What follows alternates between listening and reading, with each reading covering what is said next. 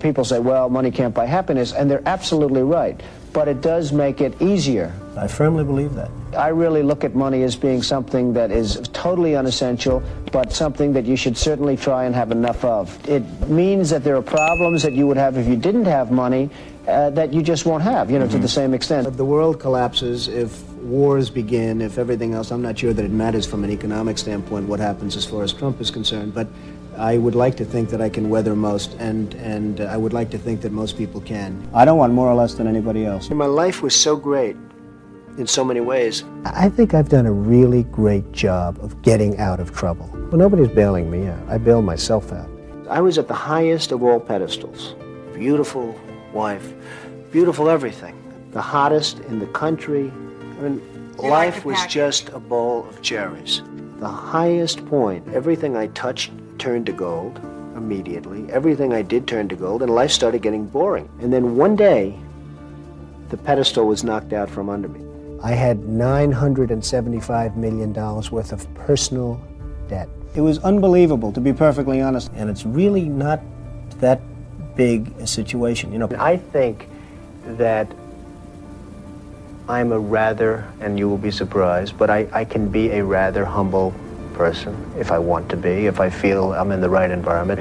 You're always guarded. I'm not going to let my guard down because you happen to be asking me questions. I believe that perhaps I'm portrayed differently than I actually am.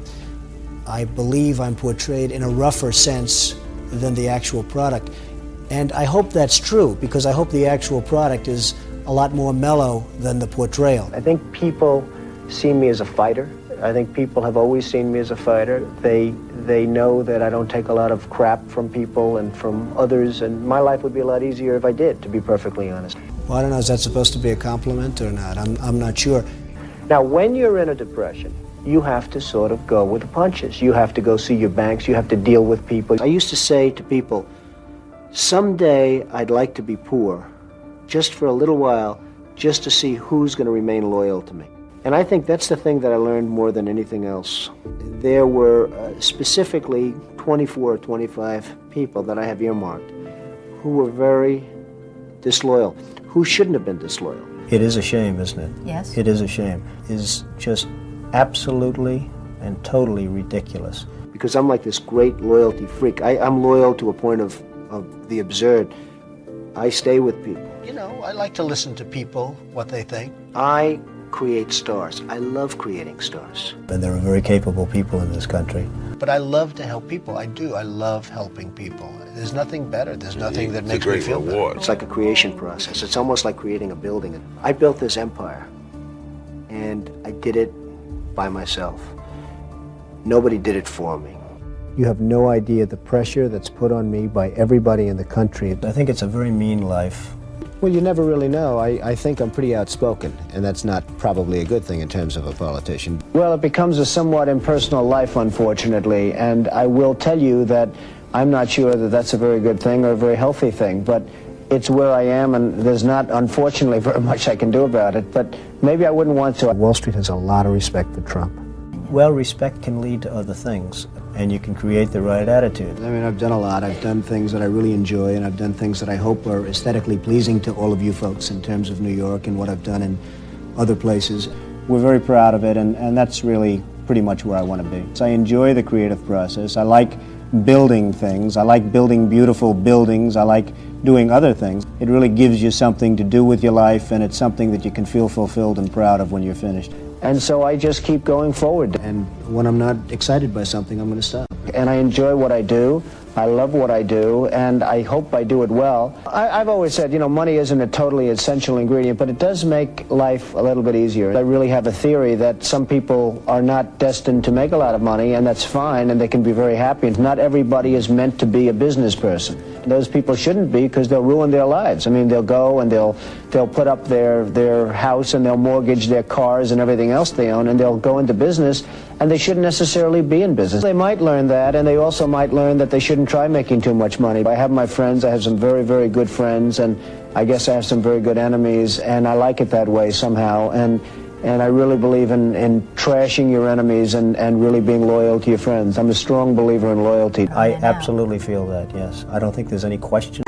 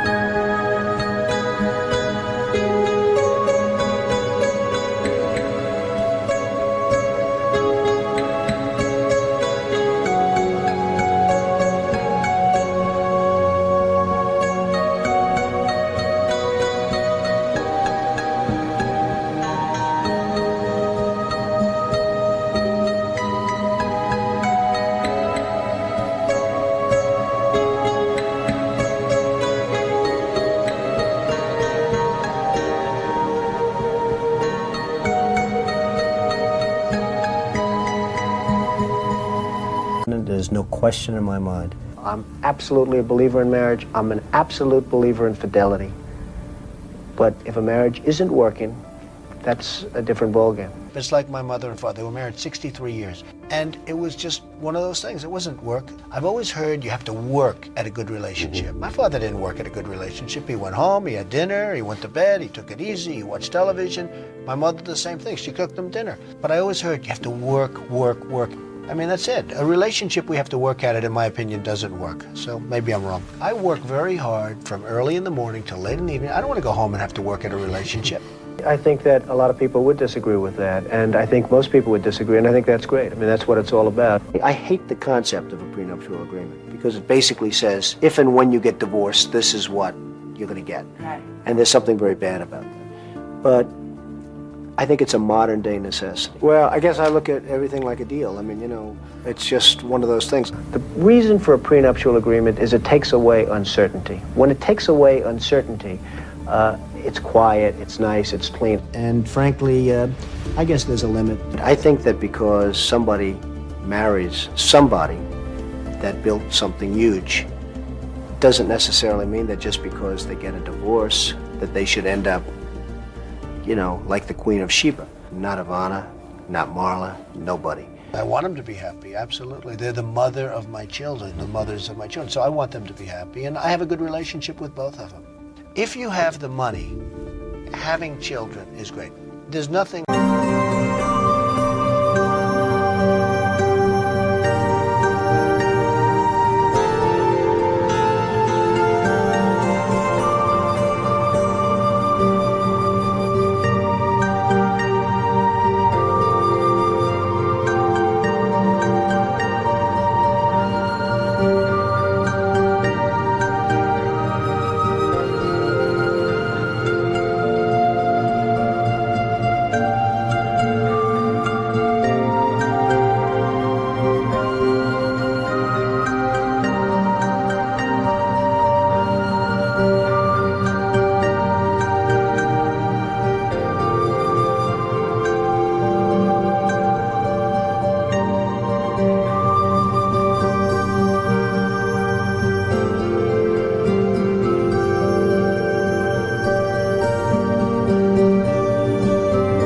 like a good marriage, and there's nothing like having children. I have 4 great children. As far as myself, I think I'm a very good father.